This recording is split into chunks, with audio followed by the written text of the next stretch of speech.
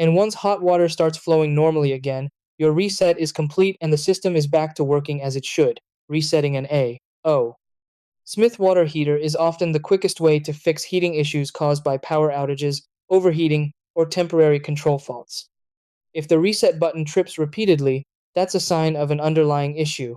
Poor ventilation, a dirty air filter, or a clogged flame arrestor can cause the thermal switch to trip for safety. In these cases, cleaning the air intake areas or scheduling professional maintenance is recommended to prevent further problems. To safely reset the water heater, always start by turning off power at the circuit breaker. Once power is off, remove the access panel on the unit. On electric models, the reset button is usually a small red or black button located near the thermostat and heating element.